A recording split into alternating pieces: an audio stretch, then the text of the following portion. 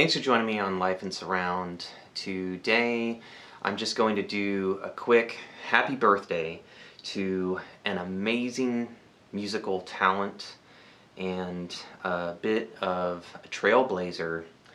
And I'm talking about someone born in 1942 on this day. So it is her 80th birthday. And man, oh man, if you don't have this album in your collection one way or another, in stereo or in classic 70s quad or in the more modern 5.1 mixes that are available, do yourself a favor. I know you already knew this because of the thumbnail and the title, but Carole King's Tapestry. This is just an album that deserves all of its praise, all of its accolades. It by no means is a perfect album, but I think it is a good representative of just the legacy that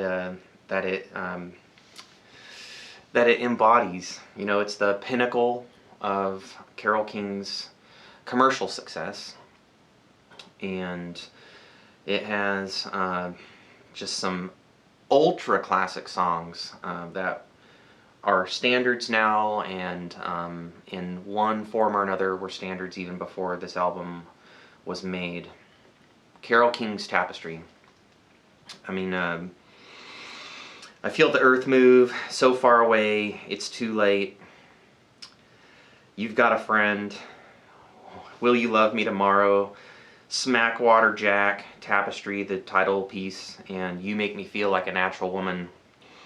This is nearly an album of, completely consisting of hits or, songs that sure could have been. There are a couple of tracks that I would consider like the deep album cuts. But this is a strong, strong album. So what I'm holding here in my hand is one of the several versions that's been released of 5.1 Super Audio CD.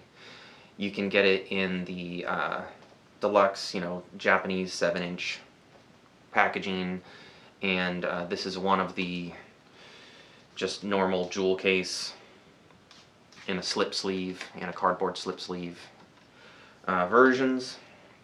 As far as I know, all of the 5.1 Super Audio CDs are the same mix and master. Sometimes the Japanese versions do feature different mastering. Now, let's dig into this album a little bit. I've already discussed the strength of the songs. Musically, this album rates just a solid, hard 10 out of 10. Unfortunately, it's not a sonic masterpiece.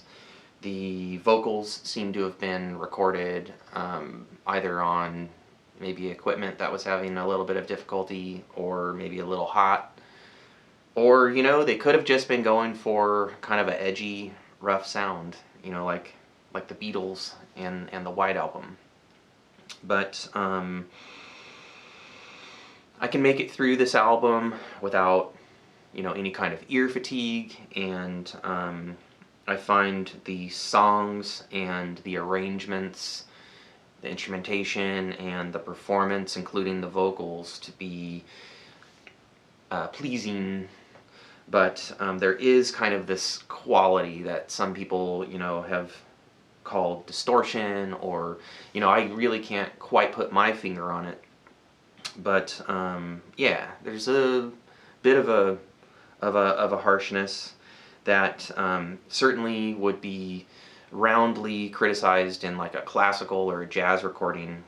But this is pop, and certainly the sound did its job. This album was a #1 album in the United States for 15 weeks straight, which at the time was a record for female songwriter and artist. And you know, it's kind of a cool story that it even got made. You know, Carole King got her start in the Brill Building and was already a proven hit maker, responsible for dozens upon dozens of hits. And eventually, if the documentary that I recently saw is accurate, you know, basically threatened to leave if they didn't eventually let her record her own songs as the artist. And her first attempt was not a commercial success, but then attempt number 2 was Tapestry. And this album is just a juggernaut of well-written and well-performed tunes. Features James Taylor, who at the time was working on Mudslide Slim. And interestingly, both albums feature the same song, You've Got a Friend, though different renditions. It is James Taylor's only #1 hit. So he is on record saying that he's, very grateful to Carole King for that fact. So anyway, sonically, I would rate this maybe a 7 or 8 out of 10. And then in terms of the surround mix, this does suffer a little bit from vocals in every channel, drums in every channel, but kind of like leaning right when there's not enough percussion to fill out kind of the left side. And then piano in every channel, also leaning right when there isn't like an overdub to be placed over on the left. So I just noticed like, a minor imbalance in the mix, I would say. A moment here or there. Overall, it is well mixed in terms of being able to make out all the parts, and in terms of levels relative to each other and whatnot. In the surrounds, you tend to have most guitar overdubs featured on the record, including some really nice acoustic playing from James Taylor, percussion, background vocals, and keyboards, stuff of that sort. So you have main instruments up front, supportive instruments in the surrounds, and as I really often have said, that's not a bad way to do things. So anyway, happy birthday, Carole King. This particular version of the Super Audio CD comes with a Super Audio CD that has kind of a tapestry design embossed on it. Has a nice photo of Carole in the tray. And then lastly, the insert folds out. You get a little essay from James Taylor. And an interesting thing that he notes is that Carole was associated with the Laurel Canyon crowd. Joni Mitchell, Jackson Browne, Crosby, Stills, Nash and Young, Eagles, and that is quite a peer group, and she definitely holds her own, stands toe-to-toe with any of those songwriters. And cool for us, most artists in that list have modern optical digital surround available. I think the only exception is Joni Mitchell, and I think she has some classic quads. It would just be nice if some sort of reissue company could get the license, like Dutton Vocalion, and put them out on Super Audio CD. That'd be awesome. And you get a picture of the master tapes boxes, and then this cool tapestry that Carole King actually made herself. So I think I'm going to finish up with a quote from a fellow surround enthusiast friend of mine. Her name's Quad Linda, and in researching this album earlier, I just felt like it says it all. Tapestry got a 10 from me. Yes, there are some anomalies, which likely go back to microphones or other equipment. I've owned 7 copies of this, including the Q8. The multi-channel SACD is by far the best. It was mixed well for surround as opposed to the Hall Effect Q8. The album dethroned Bridge Over Troubled Water as the best seller of all time. Several other artists have since surpassed Tapestry's success. The performances are superb and many have become standards. Amazingly, 3 of them were standards before Tapestry was released, attesting to King's songwriting prowess.